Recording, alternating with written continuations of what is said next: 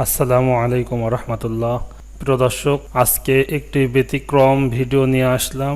আমাদের যাদের computer slow আছে, আমরা ট্রি সফটওয়্যারের মাধ্যমে স্ক্যান করে কম্পিউটারের গতি অনেকটাই বাড়িয়ে নিতে পারবো। সফটওয়্যারটা 100% আপনার কম্পিউটারের নতুনের মতো এত পারফরমেন্স না দিলেও আপনার স্লো গতিকে অনেকটাই বাড়িয়ে দেবে আশা করি ইনশাআল্লাহ। চলুন দেখে নিই কীভাবে তৈরি করব ট্রি সফটওয়্যার। আমরা প্রথমেই ডেস্কটপের উপর মাউসের রাইট বাটন ক্লিক করলাম। ক্লিক করার পরে নিউ অপশনের উপরে মাউস পয়েন্টারটা রাখার সাথে সাথে আমরা পাশে দেখতে পাচ্ছি অনেকগুলো সফটওয়্যারের আইকন এখানে আছে। আমরা এখান থেকে টেক্সট ডকুমেন্ট এই অপশনের উপরে ক্লিক করব। ক্লিক করার পর আপনারা দেখতে পাচ্ছেন নিউ টেক্সট ডকুমেন্ট নামে আমার একটি পেজ এখানে ওপেন হয়ে গেছে। এটা মূলত নোটপ্যাড। এটাকে আমরা আবার স্টার্ট বাটন থেকেও ওপেন করে নিতে পারবো। স্টার্ট বাটনে ক্লিক করার পরে আপনারা দেখতে পাচ্ছেন নোটপ্যাড।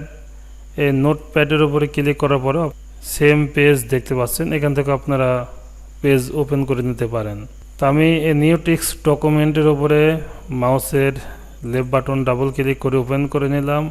ওপেন করার পর এখন আমরা এখানে টাইপ করব ECHO স্পেস OFF। এরপর এন্টার দিয়ে নিচের লাইনে লিখব CD, এরপরে ডিভাইড চিহ্নটা দিয়ে দেব। এরপরে এন্টার দিয়ে TREE লিখে দেব। লেখার পরে আমরা নিচে টাইপ করব C, এরপরে কোলন চিহ্নটা দিয়ে আবার এন্টার দেওয়ার পরে TREE ট্রি।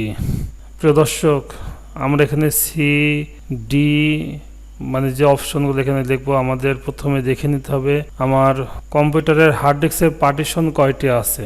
যে কয়টি পার্টিশন আছে আমরা পর্যায়ক্রমে আমরা সে কয়টা অপশনে টির ভিতরে লিখে দেব। যাদের কম আছে তারা কম লিখবেন, যাদের বেশি আছে তারা বেশি লিখবেন। আমার এখানে 4টা পার্টিশন আছে CDEF, সুতরাং আমি 4টা লিখবো। এখানে C টাইপ করলাম, এরপরে এন্টার দিয়ে নিচের লাইনে D, এরপরে কোলন চিহ্নটা দিয়ে দেবো। এরপরে এন্টার TREE, এরপরে এন্টার E, কোলন চিহ্নটা দিয়ে দিলাম। এরপর আবার এন্টার TREE, এরপরে এন্টার, এরপর F, কোলন চিহ্নটা দিয়ে আবার এন্টার TREE। প্রিয় দর্শক, দেখতে পাচ্ছেন আমার এখানে F পর্যন্ত আছে। তো আমি এখানে F পর্যন্ত টাইপ করে নিলাম। এরপর আমাদের টাইপ করা শেষ। এখন আমাদের সেভ করার পালা। আমরা মেনু বারের ফাইল মেনুতে ক্লিক করার পর সেভ অ্যাজে ক্লিক করব। সেভ অ্যাজে ক্লিক করার পর আমরা এই অপশনটি অর্থাৎ ট্রি অপশনটি কোন জায়গায় সেভ করব সেই জায়গাটা সিলেক্ট করে দিতে হবে। আমি ডেস্কটপে রাখতে চাচ্ছি, জন্য ডেস্কটপ সিলেক্ট করে দিলাম। সিলেক্ট করে দেওয়ার পরে ফাইল নেম, যে কোনো ফাইল নেম আপনারা দিয়ে নিতে পারেন। আমি টি লিখে দিচ্ছি। টি লেখার পরে ডট চিহ্ন দেওয়ার পরে BAT ডট ব্যাট, এটা অবশ্যই মাস্টলি লিখতে হবে, না লিখলে কিন্তু আপনার টি সফটওয়্যারটিও হবে না। ডটের আগে যে নামটা আপনারা দিয়েছেন সেই নামটা যে কোনো নাম দিতে পারেন, বা ডট দেওয়ার পরে ব্যাট এটা লিখে দিতে হবে।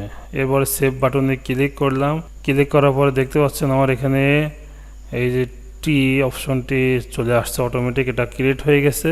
এখন আমার আর নোটপ্যাডের কোনো প্রয়োজন নেই। আমি আমার নোটপ্যাডটি ডিলিট করে দিচ্ছি। এখানে যে নিউ ডকুমেন্ট ছিল এটাকেও আমি ডিলিট করে দিচ্ছি।